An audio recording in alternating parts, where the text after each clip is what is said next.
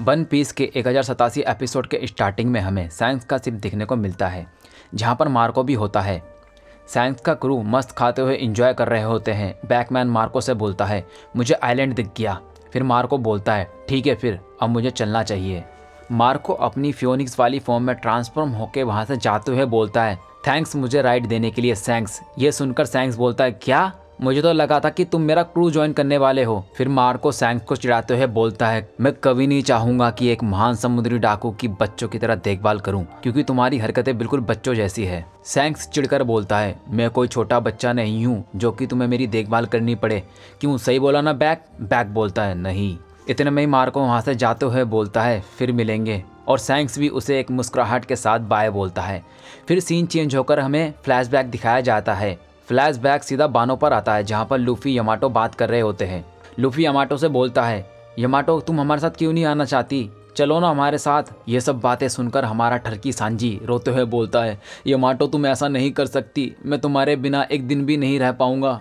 फिर यामाटो बोलती है, शायद तुम लोगों ने भी ध्यान दिया होगा या नहीं, जब नेवी एडमिरल रियोक्युगु ने बानो पर हमला किया था तब उससे हमें किसी के ताकतवर हाकी ने बचाया था। और काइडो भी अब जा चुका है, लेकिन बुरे लोग अब भी बानो को टारगेट करेंगे और मैं इसे अनदेखा नहीं कर सकती। और तुम लोग भी इसी चिंता के कारण किसी रोमांचक सफर पर नहीं जा पाओगे। क्यों, सही बोला ना मैंने? यामाटो फिर से बोलती है, इस चिंता के कारण हम में से कोई भी बानो को छोड़कर नहीं जा पाएगा। मेरा मन तो बहुत है तुम लोगों के साथ जाने का, तुम्हारे क्रू ज्वाइन करने का, लेकिन मैं बानो को इस हालत में छोड़कर नहीं जा सकती। प्लीज़ मेरी बात को समझो। लूफी यामाटो की ये सब बातें सुनकर बोलता है, तुम सही बोल रही हो। वैसे अगर तुम बानो में रुकती हो तो हमें बानो की चिंता करने की कोई ज़रूरत नहीं है। ठीक है, फिर मैं मोमो और बाकी सबको तुम्हारे ऊपर छोड़ता हूँ। लूफी की ये बात सुनकर यामाटो खुश हो जाती है।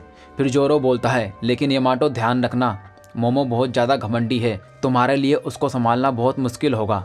यामाटो बोलती है, मुझे पता है, मैं इसका कोई ना कोई हल निकाल लूंगी। इतने में ही मार्को ऊपर से उड़ता हुआ जा रहा होता है और बोलता है, हे मुगिवारा लूफी, वहाँ पास ही में एक जहाज है जो कि मेरे मंजिल की तरफ जा रहा है, इसलिए मैं अब चलता हूँ। लूफी बोलता है, मार्को तुमने एक बार अपनी जान जोखिम में डालकर मेरी जान बचाई थी, इसलिए तुम्हारा बहुत बहुत धन्यवाद। मैं उस टाइम तो तुम्हें धन्यवाद नहीं कर पाया, इसलिए अब कर रहा हूँ। फिर मार्को बोलता है, उस समय तो हर किसी का काम तुम्हें बचाना था। क्यों, सही बोला ना जिम्बे? फिर जिम्बे बोलता है, वो बहुत पुरानी बात है, मुझे सही से याद नहीं। फिर मार्को बोलता है, एस को तुम पर गर्व होता है ये देखकर कि तुम कितने आगे बढ़ चुके हो। लूफी मुस्कुराते हुए बोलता है, तुम्हें ऐसा लगता है क्या? मार्को बोलता है, लूफी ये टाइम तुम्हारे एंजॉय करने का है, चलो एंजॉय करो, मैं चलता हूँ, फिर मिलेंगे। फिर सीन चेंज होकर सीधा अमेजोन लिली पर आता है, जहाँ पर अमेजोन लिली आइलैंड पर बहुत ज़्यादा तबाही मच रखी होती है, जिसे देखकर बूढ़ी अम्मा कहती है, हमने सदियों में यहाँ पर किसी भी मर्द को प्रवेश नहीं करने दिया और ना ही सदियों में किसी भी मर्द ने यहाँ पर हमला किया, लेकिन अब देखो यहाँ पर हमारे पहाड़ का भी एक हिस्सा कटा हुआ है और कितनी तबाही मच रखी है हमारे शहर में। फिर हैंकॉक बोलती है, जब तक मैं यहाँ पर रहूँगी तब तक नेवी वाले मुझे ढूंढते हुए यहाँ पर आते रहेंगे, लेकिन मैं अब जाऊँ तो जाऊँ कहाँ, जब भी मेरे मन में ये बात आती है। इतने में ही हैंकॉक का मूड चेंज होता है और वो ब्लश करते हुए बोलती है कि मुझे लूफी से शादी करनी है। ये सुनकर बूढ़ी अम्मा बोलती है, मुझे तो पता था तुम हमेशा से यही चाहती थी। अब जबकि 7 बारलोड वाला सिस्टम खत्म कर दिया गया है, इस वजह से सरकार ने जब इस आइलैंड पर किसी के आने पर प्रतिबंध लगाया था, अब वो प्रतिबंध भी हटा दिया गया है। परेशानी की बात यह है कि नेवी वाले काल बेल्ट को भी पार कर सकते हैं।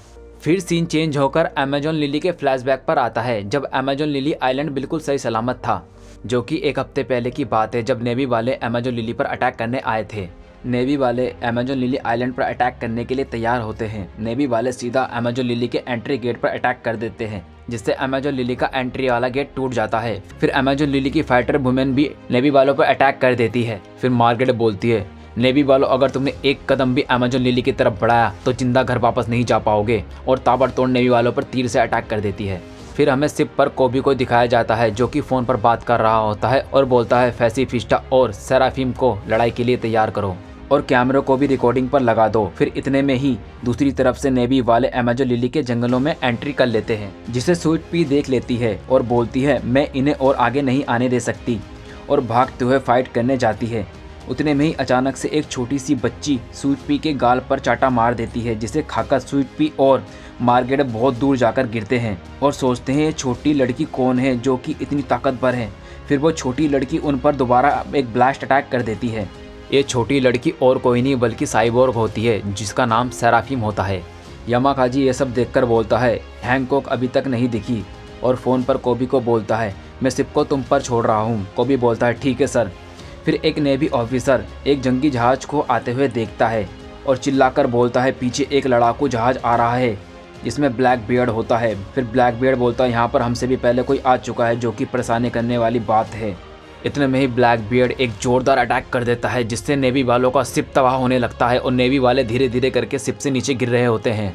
नेवी वालों को डरते हुए देखकर ब्लैक बियर्ड हंसते हुए बोलता है चलो लोंडो चलते हैं, हम लैंड करने वाले हैं अमेजोन लिली पर। अमेजोन लिली के जंगल में ब्लैक बियर्ड और उसका क्रू एंट्री कर लेते हैं। फिर ब्लैक बियर्ड बोलता है मैं यहाँ पर हैंकॉक के लिए आया हूँ, मैं नेवी वालों को हैंकॉक से उसका डेविल फ्रूट पावर छीनने नहीं दे सकता। इतने में ही कुछ नेवी सोल्जर पीछे से आकर बोलते हैं रुको ब्लैक बियर्ड, तुम आगे नहीं जा सकते। और एक नेवी सोल्जर फ़ोन पर यामाकाजी से बात करते हुए बोलता है हमें अटैक करने का ऑर्डर दीजिए सर।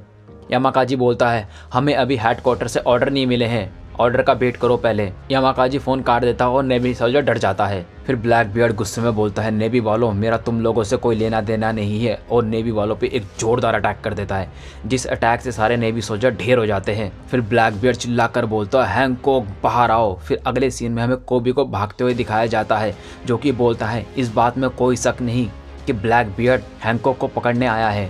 अमेजोन लिली के अंदर नेवी सोल्जर और फाइटर वुमेन्स की फाइट चल रही होती है जहाँ पर हेलमोपो भी होता है। हेलमोपो को एक तीर लगने वाला होता है जिसे कोबी पकड़कर बोलता है हमें इस सिचुएशन का कुछ ना कुछ करना पड़ेगा जल्दी से।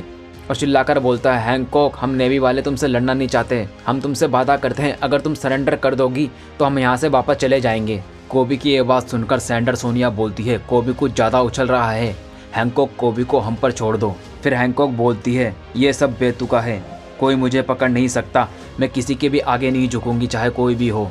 फिर सीन चेंज होता है, ब्लैक बियर्ड और उसका क्रू नेवी वालों को मारते हुए बातें कर रहे होते हैं। इतने में ही ब्लैक बियर्ड का एक क्रू मेंबर नीचे पड़ा होता है और बोलता है हेल्प कमांडर, इस बंदे पर कोई भी टेक्निक काम नहीं कर रही है। फिर ब्लैक बियर्ड बोलता है तुम सब एक बच्चे से पिट गए हो।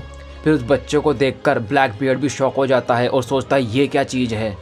जो छोटा बच्चा और कोई नहीं पैसिफिस्टा होता है, वो एक साइबोर्ग होता है। फिर पैसिफिस्टा अपने तलवार से जोरदार वार कर देता है ब्लैक बियर्ड पर जिसे ब्लैक बियर्ड डॉज कर देता है और उसे देखकर सोचता है डर के मारे ये कहीं पैसिफिस्टा तो नहीं।